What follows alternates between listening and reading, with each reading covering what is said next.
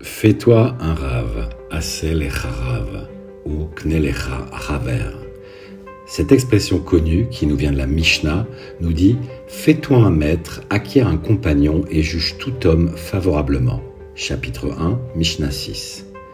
Nous recevons ici 3 recommandations, chacune avec une approche différente dans notre rapport à autrui. Tout d'abord, on doit se faire un rave, un maître, un mentor, qui nous enseigne et vers qui l'on peut se tourner en cas de questionnement. Puis, acquérir un ami, avec qui partager l'étude et sa pratique au quotidien. Vient ensuite le 3e niveau, le plus difficile, celui qui concerne tous ceux qui nous entourent, mais qui ne sont ni maîtres ni amis. Cet autre, avec qui on peut éventuellement être en désaccord ou en conflit, avec qui il n'y a ni conseil ni partage, il faut le juger toujours a priori d'un bon œil. Face au maître, nous sommes dans la position de l'élève, et ce, quel que soit notre âge. Grâce à lui, l'on pourra s'élever spirituellement et approfondir nos connaissances. Face à son ami, on est à égalité.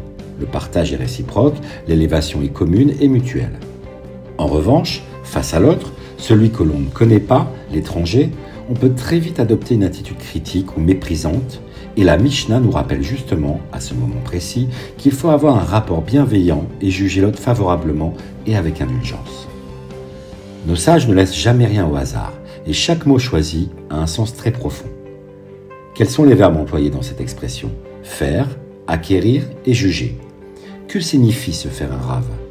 Cela implique de bien le choisir et de le suivre. À partir du moment où nous avons choisi un maître, il faudra l'écouter et suivre son chemin et ses conseils. Ce choix de mots fait également allusion aux mitzvot aser, qui sont les commandements positifs au nombre de 248, nombre exact d'organes dans le corps humain. Le commandement nous exhorte de faire, d'être dans l'action. Le verbe acheter, concernant l'ami, lui aussi semble inapproprié. Or, cette utilisation n'est pas aléatoire. Le sens n'est pas d'acheter un ami, comme nous pourrions acheter un objet, mais cela nous explique qu'une véritable amitié est précieuse et qu'elle a un prix. Être présent pour son ami dans les moments de joie ainsi que les moments difficiles. Pour maintenir cette relation, il faut s'investir, faire des efforts, même si cela nous coûte en concessions et sacrifices. Cette relation fait penser au couple, qui elle aussi se fait sous forme d'achat, kinyan, et avec une ketouba, l'acte de mariage. Enfin, juger favorablement. Les sages connaissent tellement bien la nature humaine. Au premier regard, on s'est déjà fait une idée de l'autre, et rarement positive.